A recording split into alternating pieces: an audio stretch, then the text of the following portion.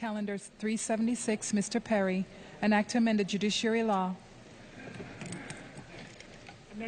An explanation is requested, Mr.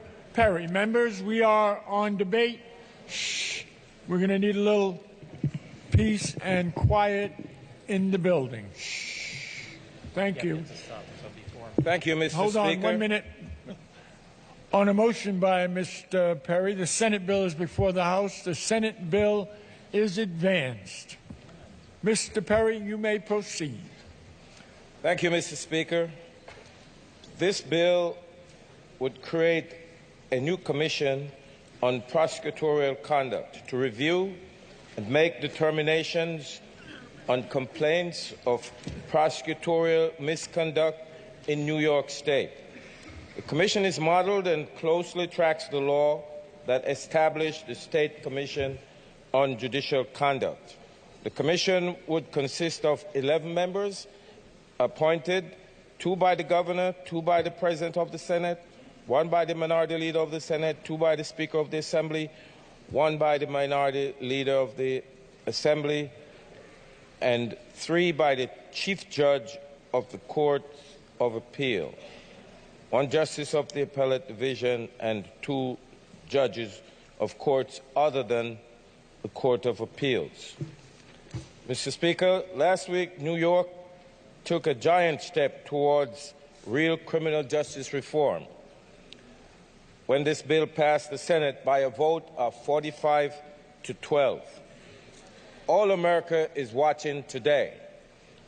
And in this House, we have the chance to leap to the head of the pack and stand as a state where we believe in justice, and every New Yorker who stands before our courts is involved in any activity related to a criminal charge that is before our courts will be assured that fairness is paramount and justice will prevail in our state. Thank you. Mr. Palumbo. Mr. Speaker, will the sponsor yield, please? Will the sponsor yield? Certainly, Mr. Speaker. The sponsor yields. Thank you, Nick. How are you? Just a few questions on the mechanics of how this would work. It's my understanding that there would be a written complaint either from someone involved in the court process or, in fact, the Commission themselves can file a written complaint. Is that accurate? That's accurate. That is accurate.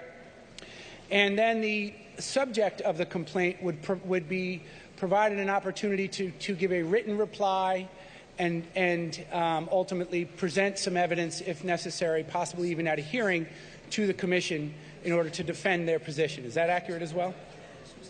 Yeah.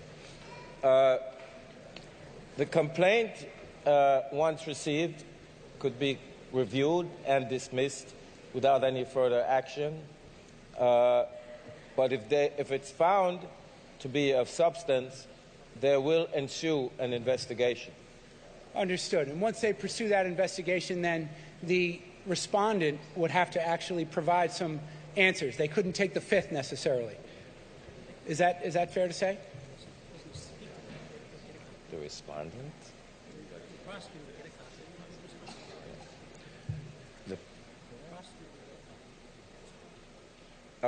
Yes, the prosecutor involved would receive sufficient information regarding the complaint and have the opportunity to respond. And does this bill delineate any type of burden of proof? I didn't see any. I'm not sure if there was one in there. Or is it just at the discretion of the Commission they could then sanction it or not, but if they were to sanction, it could go anywhere from a censure all the way to a request to be removed by the governor. Is that fair to say? Not as simply as you put it. The Commission, on receipt of a formal complaint and a decision to conduct an investigation, would do so and certainly provide to the ADA or DA involved every opportunity to respond. And after that investigation is complete and they render a decision, can you just tell me what the ultimate sanctions are? Could they recommend disbarment? Could they recommend removal? Or anything along those entire lines? The provisions in this bill provides a full recipe of due process for anybody who becomes involved, who is accused of wrongdoing. And Mr. Perry, I also saw that this was in the memo. It indicated that this was essentially modeled after the Commission on Judicial Conduct. Is that what this was Yes. So used as if a you are model? familiar with that process, it's pretty much a copy of that model. Very good. Thank you, Mr. Perry. On the bill, please, Mr. Speaker. On the bill.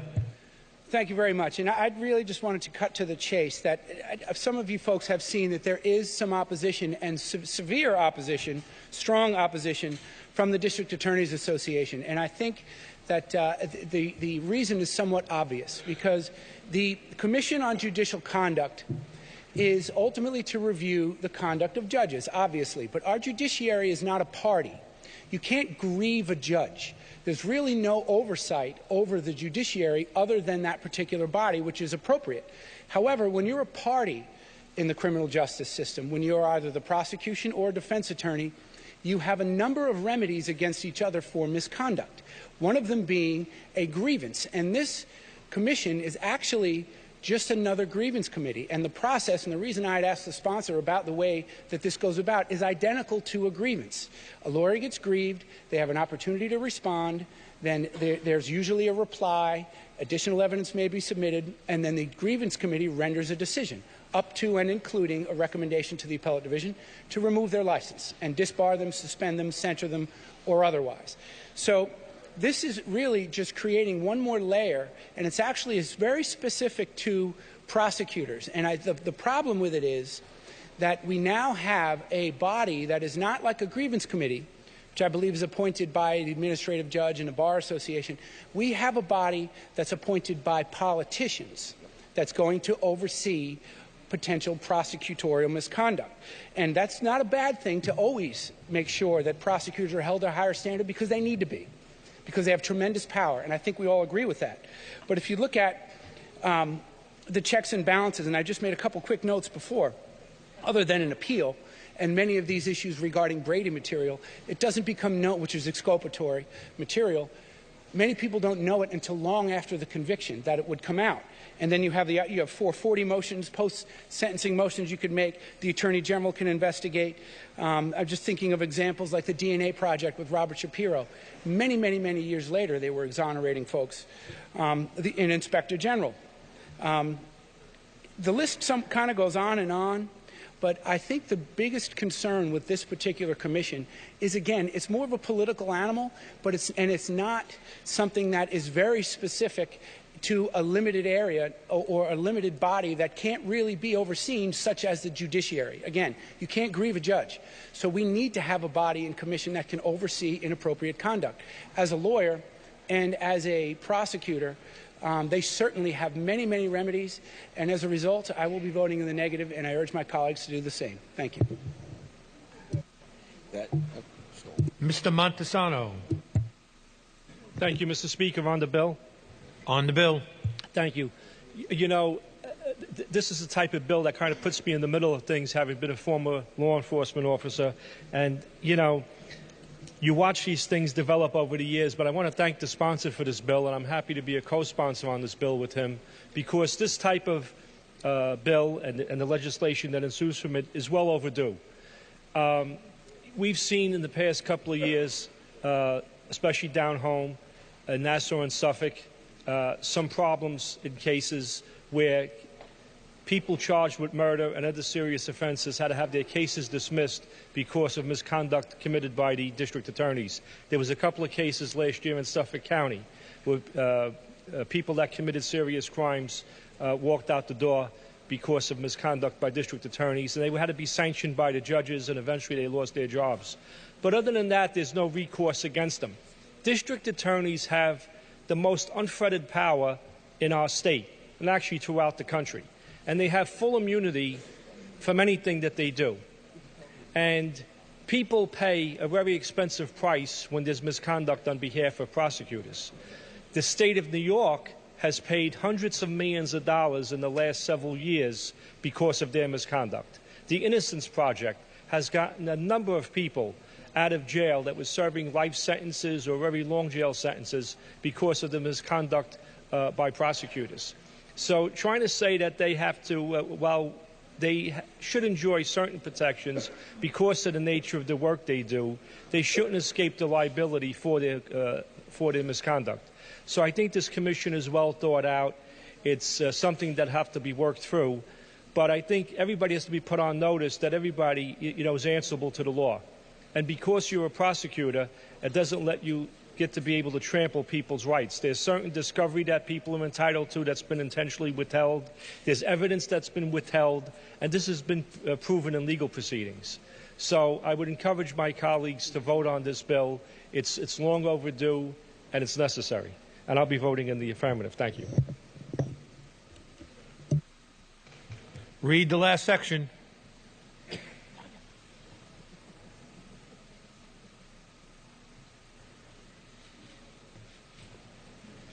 This act shall take effect January 1st. The clerk will record the vote.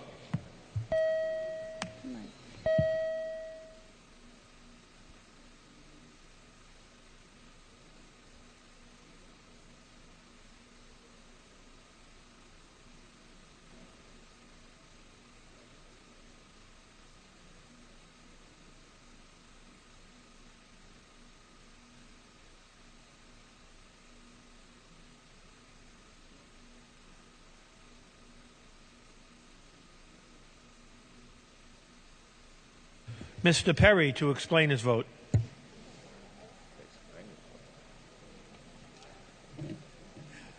Thank you, Mr. Speaker. I spent a lot of time preparing for this debate. I expected to be a lot more robust. I thought my colleagues would have a lot more questions. I hope that the lack of questions is an indication that there is overwhelming support, because this is something that we need to do in this state. And I stand here today on behalf of the wrongfully convicted, so many in New York State and throughout the United States, some of who are here in the chamber today. I would just like to recognize, as I close, for 16 years, Jeff Deskowitz stayed in jail for a crime he did not commit. He's in the gallery here, and I hope, and he's watching, and I hope that he'll walk out today very happy to see that we, the people elected to speak on behalf of folks in that situation, are doing the right thing. Selwyn Days, who spent 17 years in jail, convicted for a crime he did not commit due to prosecutorial misconduct. And there's a list that goes on and on. And we vote today, Mr. Speaker, to say to all of those who are victims of this system that we're not going to let this go on, and we are going to do something to make New York a better place than it has been, to make New York the state where prosecutors don't, if they are rogue, they can't wreak wanton injustice and injustice by their acts.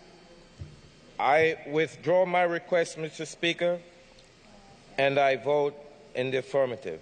Mr. Perry in the affirmative. Ms. Walker to explain her vote. Thank you, Mr. Speaker. It is with great honor today that I take the privilege to vote in the affirmative on this piece of legislation.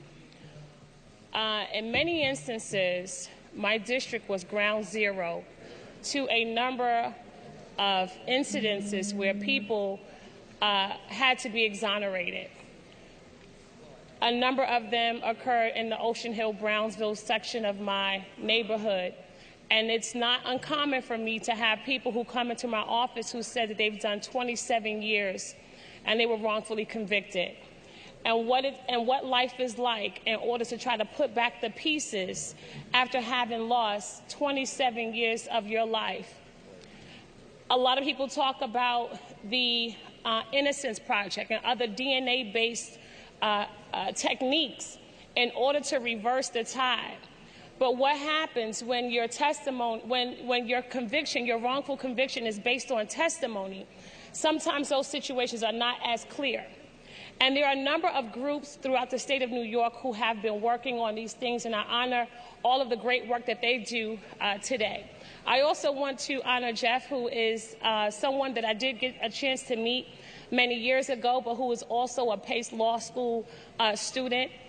And we have been really on this road for a long time to make sure that people do not have to live with this type of injustice anymore. So it is my honor again to vote in the affirmative, and I vote yes on this legislation. Ms. Walker in the affirmative. Mr. Barron to explain his vote. I want to congratulate my colleague Nick Perry for doing a great job on this, and congratulations to you. This is especially for you and others like you who had to go through a wrongful conviction. There's nothing more devastating to a person's life than to be spending time wrongfully in prison. That is not a place where any of us want to be. Remember, the Central Park Five were wrongfully convicted and had to waste the best years of their lives. They had to go behind bars because they were wrongfully convicted.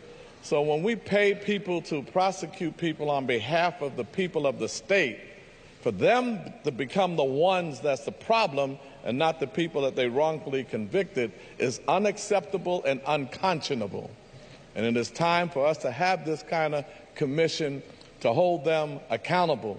We had a Brooklyn DA in his office prior to Brooklyn DA Thompson. Prior to him, that Brooklyn DA wrongfully convicted countless people, Charles Hines. And now this commission will hold people like him accountable. So I want to congratulate Nick Perry on this, and for all those who are supporting this. Today we're doing the right thing, making history. And I vote in the... Mr. Barron in the affirmative. Ms. Richardson to explain her vote. Mr. Speaker, I want to commend the sponsor of this legislation, as this legislation is extremely imperative and just timely in what we are going through. I see all of those who are standing in the pews and the tears that began to pour down the gentleman's face just to see that this bill was coming to the floor, having to spend over a decade, 2 decades, 3 decades in prison for a crime you did not commit. It's just a terrible thing. I also want to acknowledge a gentleman I personally know. His name is Alan Newton. I had the pleasure of going to Medgar Evers College with him, and he served 22 years in prison for a crime he did not commit. Thank God for DNA evidence and the Innocence Project. He now sees his freedom today, just like those gentlemen in the pews. And I really want to acknowledge the Kings County District Attorney's Office in the borough of Brooklyn, because this issue is such a rampant issue within our county that there's a special unit that works on turning over these cases and finding the truth for these gentlemen and giving them a chance to live their lives again. So I just want to say to you guys up there that there are people down here that will continue to fight for you. You continue to raise your voice. There may have been years of your life that have been taken away, but you're going to use the rest of the years to ensure that you change the others' lives. Knowing that, Mr. Speaker, there are still people in jail today who are serving time for crimes that they did not commit. So this piece of legislation is just the beginning of a further journey that we are all going to undertake. Thank you. Ms. Richardson in the affirmative. Mr. Gottfried to explain his vote. Yes, Mr. Speaker, this is an issue that I guess has been with us as long as we've had prosecutors and grand juries and the like. I remember in the late 70s getting a couple of pieces of legislation enacted on the problems of prosecutorial misconduct. Every decade or so, the legislature seems to be able to achieve some small advance in this area, and I just want to join in commending the sponsor of the bill in what must have been an extraordinary effort to get this piece through both houses and on its way to the governor's desk. One more step forward to protect our rights and liberties in the criminal justice system. And I'm happy to vote in the affirmative. Mr. Gottfried in the affirmative. Mr. Court to explain his vote. Thank you, Mr. Speaker. I wanted to acknowledge my friend and someone who I've worked with over the years, Jeffrey Deskovic, who is sitting there in his incredible effort. And I just wanted to congratulate the sponsor, Nick Perry, on an important piece of legislation. I think recent events in Rensselaer County have really highlighted why this bill is necessary. In Rensselaer County, alleged serious malfeasance against the outgoing or former district attorney. The governor, by executive order, tasked the Attorney General to investigate the matter, but recently a Supreme Court judge or criminal court judge in Rensselaer County dismissed the action against the district attorney, setting forth that the executive order was not sufficient.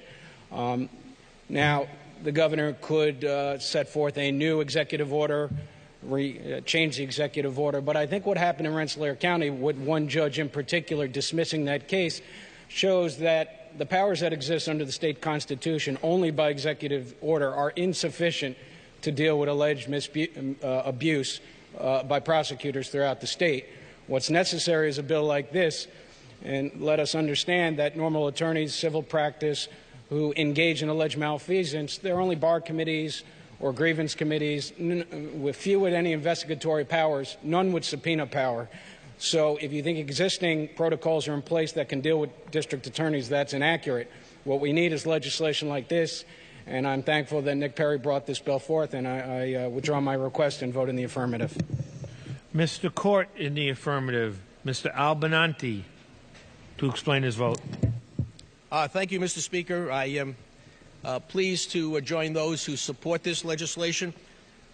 Most of the district attorneys elected in this state are honorable people attempting to do what's right, but some few sometimes forget that their job is not to obtain convictions, but to do justice. The present process is insufficient. Those who would investigate district attorneys most often are subject to the jurisdiction of those district attorneys, whether they are plain lawyers or whether they are judges. So we need a process to conduct the investigations where the people empowered by the legislation are out of the reach of the district attorneys who they're investigating. I suggest that's the only way that we can ensure that justice is done. Therefore, I vote in the affirmative. Mr. Albin in the affirmative. Ms. Glick to explain her vote. I appreciate the opportunity to just explain my vote. While we depend on the justice system to protect us and protect society, there have been too many instances where the focus has been on clearing a case and not necessarily on seeking justice. So I commend the sponsor, and I happily vote in the affirmative. Ms. Glick in the affirmative. Are there any other votes? No, hold on.